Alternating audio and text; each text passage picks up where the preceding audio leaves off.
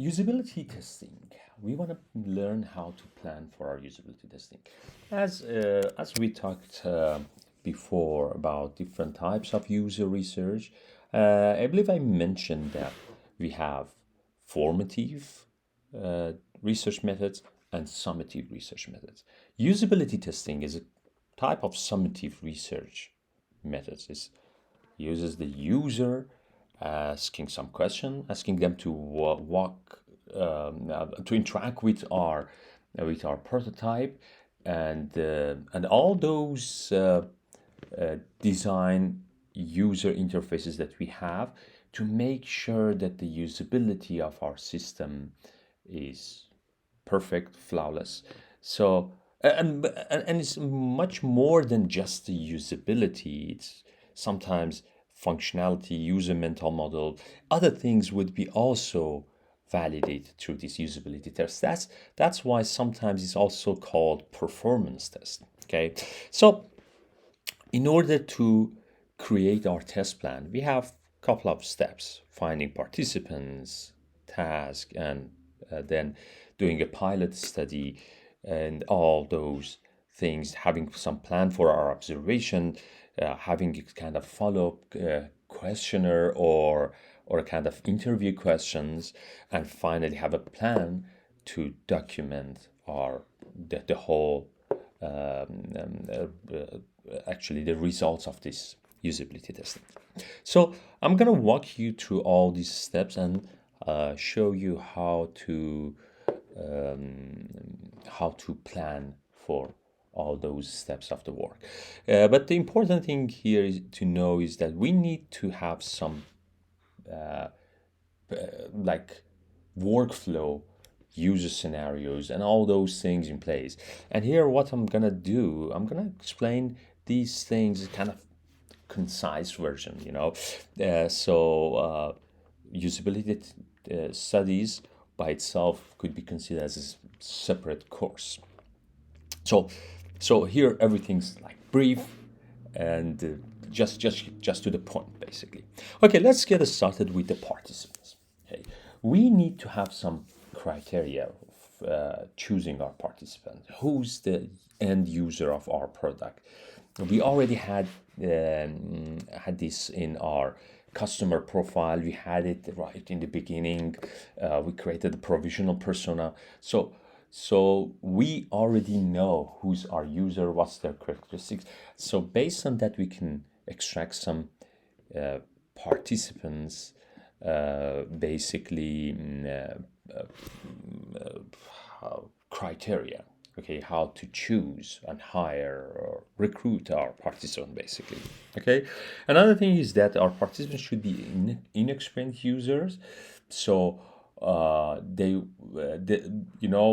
when you are working with experienced users, your result might be kind of biased.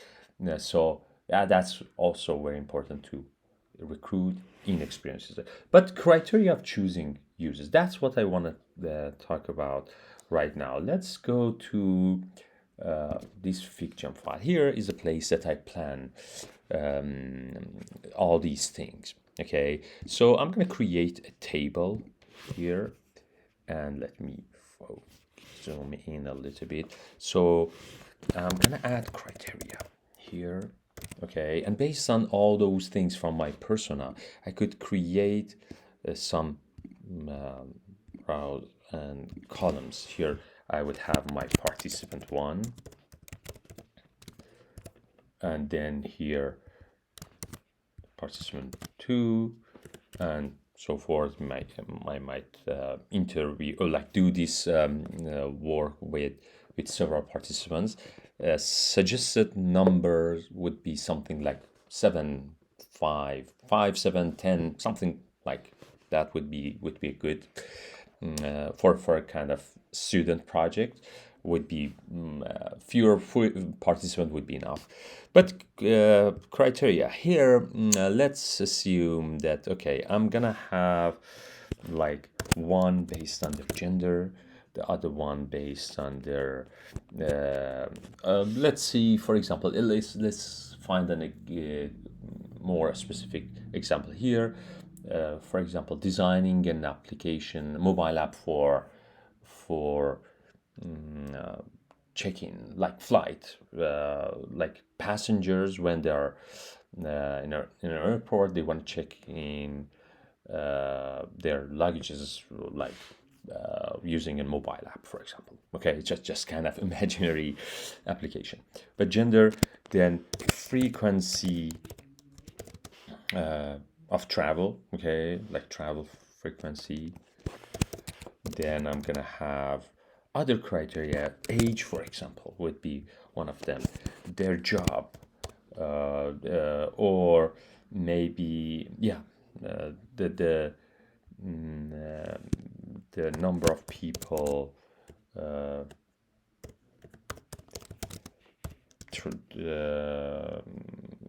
traveling together. Okay, number of travelers. And then I'm gonna add a couple of criteria here, and then what's the reason of travel? Just making up something. Okay, gender, I'm gonna have some people like male and female, like 50-50. So I'm gonna make sure that, okay, this is female. And then travel frequency, I'm gonna have like less than 5 times per year, less than 5 per year. And then I'm gonna have more than 5 times. Okay, 5 times per year. Okay, I'm gonna just add this age group, like something like 40 plus, or I can go more specific, but here, like, this is a simplified version. Okay, so something like between 18 and 40 something. Okay, and then number of travelers together, like they would go, like this is kind of one traveler only, this is like with friends. Reason of travel, business, for example. And this one would be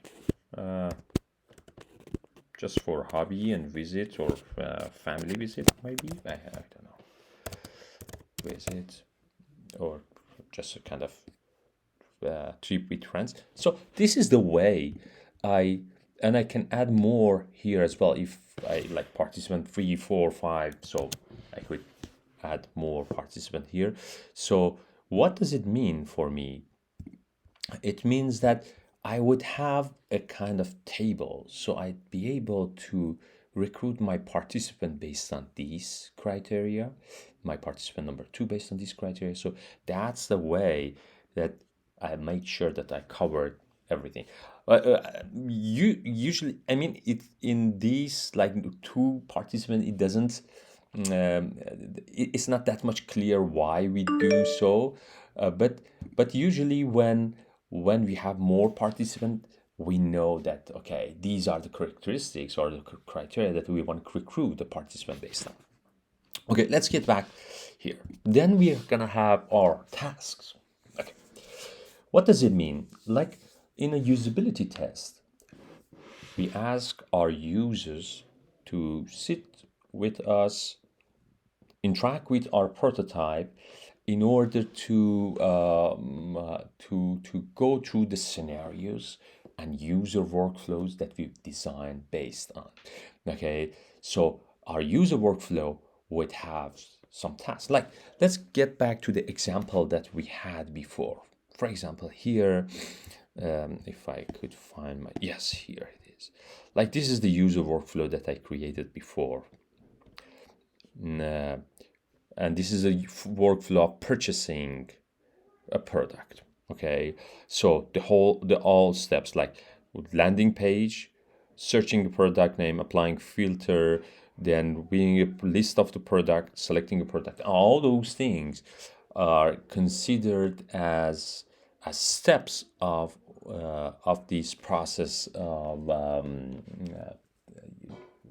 kind of purchasing something. Okay, so So would I be able to group some steps into one task? Yes, definitely I'd be able to do so. Then my one workflow might have several tasks in it. So that's the way that I want to do. Like I'm going to go here and I'm going to create another table. Okay. And let's put it here. And I'm going to write down something on top like this is purchasing workflow. So I might have other workflows as well, like returning workflow, like canceling order workflow, but this one would be my purchasing workflow. And here what I'm gonna have the list of tasks. Okay, like this one, for example, task number 1 would be for me filtering, like select or narrowing down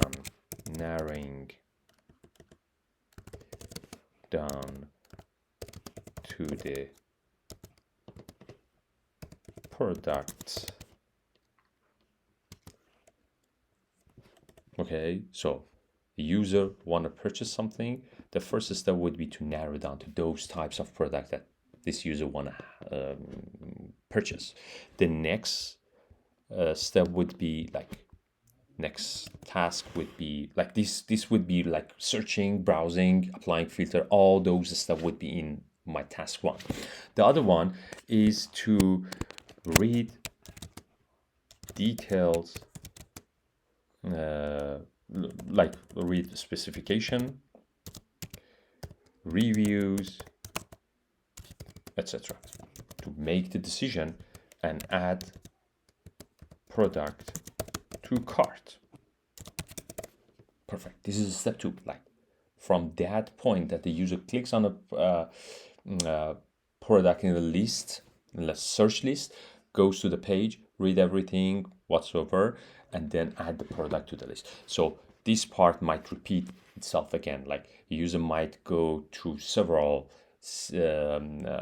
product pages, read the reviews and all those things before adding a product to cart. Okay, but this would be my task number 2. Task number 3 would be adding. Okay, let me change it to this, like placing order, but it would have several steps inside, like add shipment, like shipment type, shipping address, and payment method and everything. Okay, so as you could see here, my tasks are basically combination of couple of steps in my user workflow.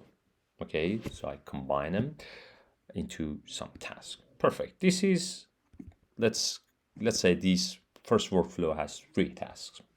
Amazing.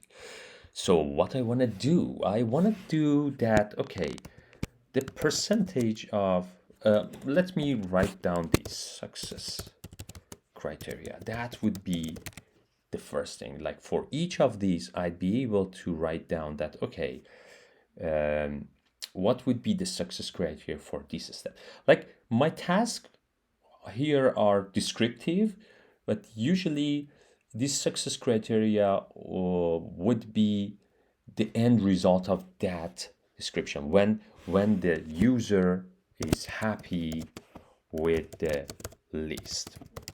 So I can write that down. When a product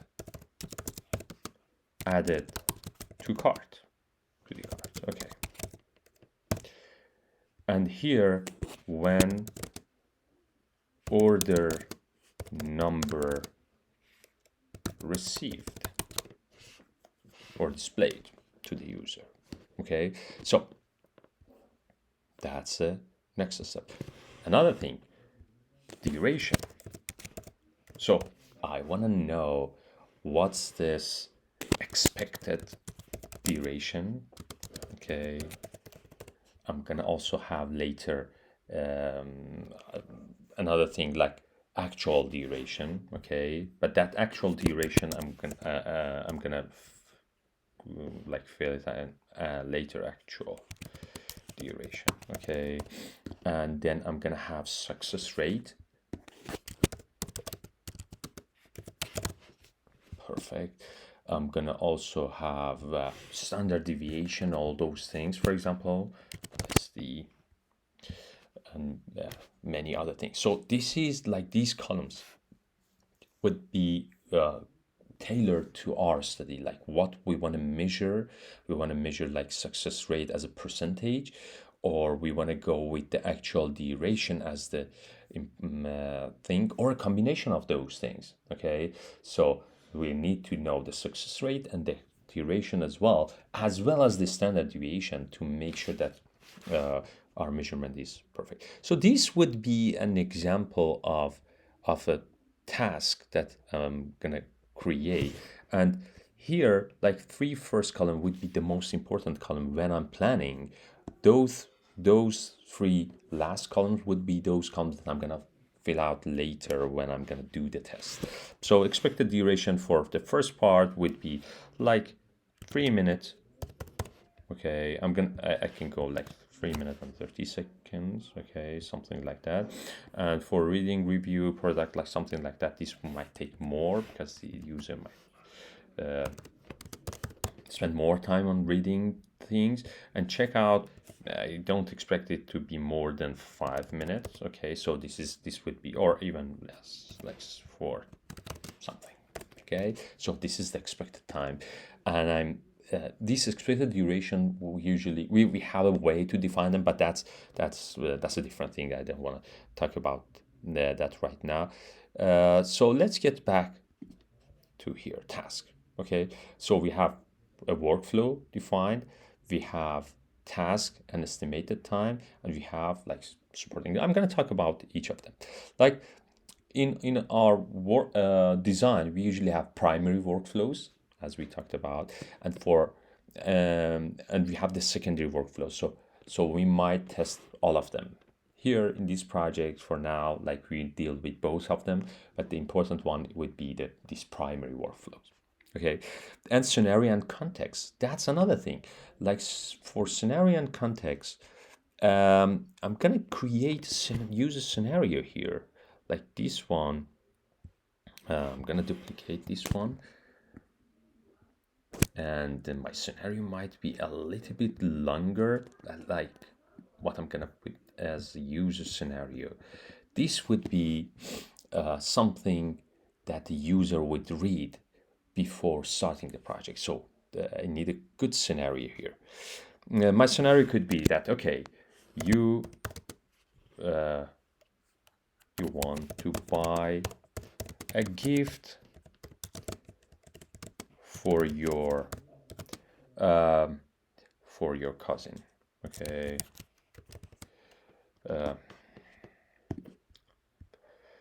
and then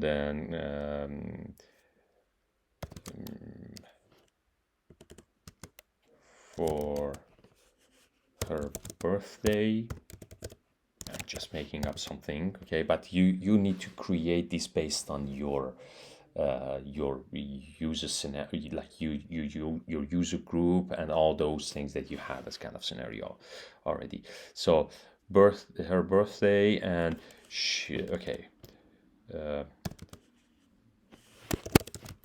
birthday will be in 2 days. So I'm adding these because I want to make sure that the user would consider that shipment method like as kind of part of the story. So it's in 2 days, so that's a way that gives a clue to my test participant to choose the shipment method, proper shipment method, basically. Okay, so here I'm gonna add more. She is interested in video games, and I'm gonna add all those things. Like let's make it okay. video games. What else? Uh,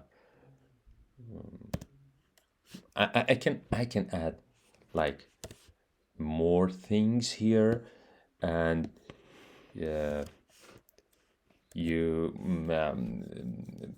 for example, type of game. Here I'm gonna add a type of game. I'm gonna add like other details to help my user to make the decision here in the second, for the second task and the first task. So applying filters and all those things would be considered there based on the age group. She's, for example, I might change it. She's, I don't know, for example, 12 years old. Just, and I'm going to change the game to something else.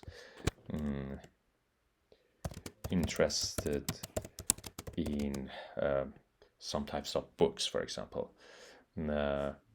So, chapter books. And then I'm gonna add more things to help my user to narrow down to those products.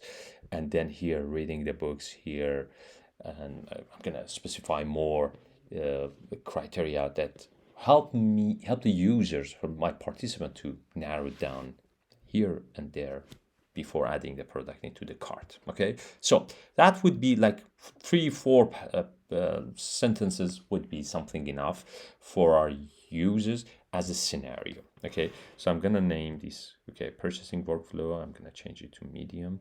Here also I'm gonna change this scenario. So this scenario would be something that our users would see, our participant would see, like would get. They wouldn't get all these things. You might give them the tasks and ask them like to let you know when they finish the first task. So you would give them the next task and something like that. But what I would usually do, I don't give them the task at all. Like scenario should reflect the task in a way. Okay, so here, as you see that, okay, shipment method is here. Like I could also add something like your budget, for example, your budget for this gift is, for example, something $75, or if it's a book, like I'm gonna go $50, something. Okay, just to help the user to participant to be able to make the decision much easier. Okay, so let's get back. So yeah, scenario and context would be that thing that I just wrote, and task and estimated time. I created a table. Ordering of the task also would be important, but I made sure that the order would be correct, like the first narrow down, applying filter, then adding product, then reading the products specification, everything, and then adding them shipment, so the order is correct. Then I'm gonna have some kind of support thing like created for the task later. Usually it's like that. When we send an email to our participant, invite them to participate in our usability test, we're gonna need a kind of supporting document. Basically, we need an email content to send them to all of our participants, basically. Then when we start our test, we're gonna need some kind of orientation script. Okay, so orientation script is something that we read to all participants. It should be the same text. And the goal of our orientation script is to help them to understand this is the test of our design, not the test of them. So we're going to give them some idea that, okay, we are designing a product, for example, e-commerce product. And in our design, we've changed a couple of things. The test would have like 3 separate phases, and in each phase we are going to evaluate one part of our product. the total time would be like 30 minutes, 10 minutes for our questionnaires, like one questionnaire we're gonna have before our test. There would be a kind of questionnaire after our test, and then it could be an interview after. But all these things, the structure of the test would be something that we're gonna have in our orientation script as well. The tone of orientation script is very important. It's very important to communicate this issue that, okay, you are not being tested, so they wouldn't be stressed uh, when they couldn't find something in our design, and we're not going to lead them as well. And another important thing is that we need to communicate in our orientation script with our users that I'm not going to tell you, like, I'm going to give you some scenarios and you're going to interact with, with our system to get the job done, basically, but I'm not going to tell you when the job is done. After you finish each part of the work, you're gonna tell me that, okay, I'm done with this part, I can go to the next part of the test. So that's basically, and we're also gonna communicate that, okay, if you need something to drink or something to eat, here it is, and all those things. So we can communicate those things as well. So yes, these are the things that we're gonna communicate here. So to make sure that everything's perfect. So this here is an example of orientation script. You don't need usually to create your orientation script. You can ask ChatGPT to write it down for you, but you need to specify all those important things that I just mentioned.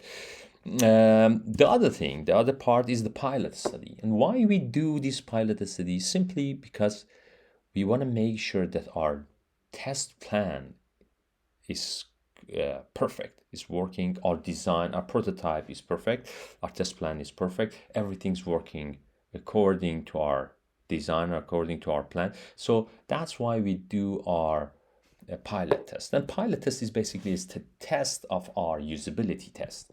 Okay, so we want to make sure everything's will be going based on what's planned. So we're gonna identify the possible flaws in our test.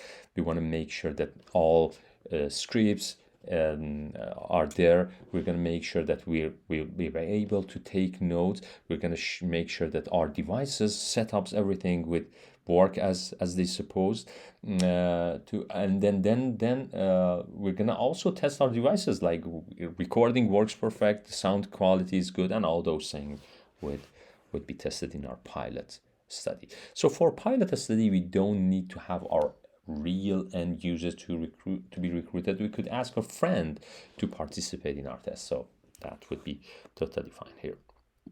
Then we're gonna have this observation. So we want to plan that everything is ready for our observation. Like after reading this orientation script, we're gonna give our users a piece of paper, or we can read from that as there's the scenario of that user workflow, basically. Okay, but here we don't give them a user workflow, we just give them the scenario. Okay, so this thing that I just wrote here as the user scenario. So and then the other parts, we're gonna make sure that setting our test setup is there. Cameras, we are taking like we are recording their screen, we are recording their faces. So in our consent, we need to explain all these things that, okay, they agree to be recorded, their voice, their face, and that's very important because the facial expression is part of the story that we want to take information from. So that should be all definitely recorded.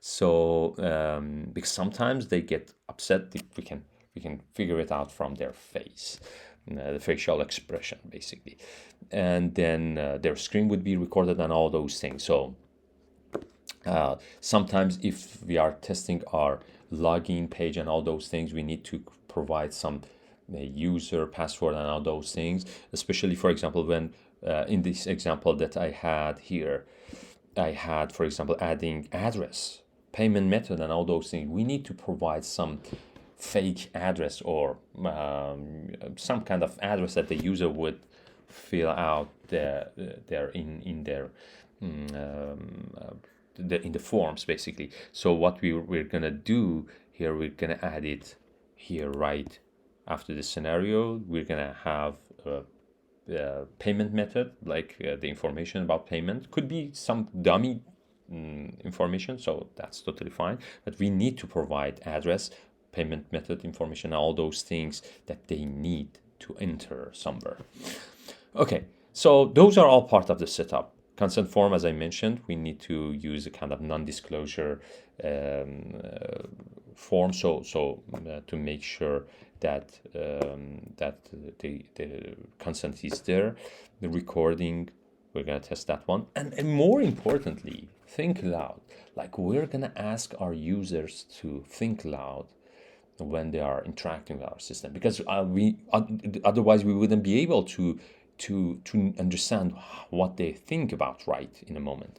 So that's why we ask them to think aloud, and when we figure out that they are not doing so, we're gonna remind them that, okay, could you please think aloud, because that's would be very important for us. We want to know what would be your thinking process and decision making process. Okay, and the next part, the basically last part of the test itself, would be these questions that we're going to ask at the end.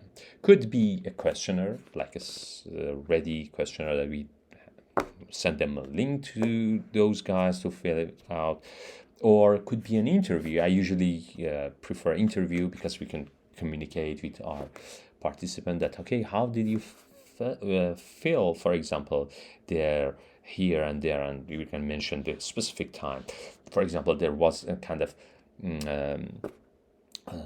incidents in a point of time. They got frustrated, for example. We can ask them what was the reason of that frustration. I've seen, for example, you got confused in a point of time, like there when you want to apply filter.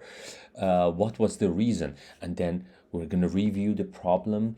Sometimes they have some suggestions as well. Sometimes they would be able to explain something that we are not aware of. So that reviewing problem together would be an amazing thing. That's the reason I usually prefer interview here instead of just a kind of questionnaire. Yeah.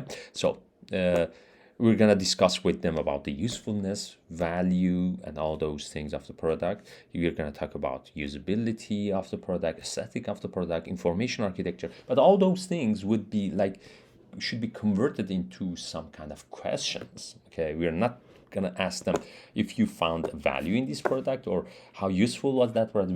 We want to be more specific, and we want to be like we need to create some contextualized questions here to have them all ready to ask them from our participants. And then we also want to do some kind of comparison, like if we have some competitive product in the market, we're going to ask them that, okay, how do you compare this solution to that solution that would you consider as a competitor of this product? So what are those features that you prefer from our competitors, which here you find absent here, and all those comparison kind of questions. And that would be it, I believe. And finally, we're gonna document everything here. Usually after the test, you need to take your time, like at least to document the highlights. Critical incident happened, where the frustration happened, success and failure, and all those things. And you also want to write down the source of errors, which you figure them out here when you review the problems with your participants. So source of errors would be very important thing, because that would be the input of our next iteration of design to make sure that our product would be according to that expectation.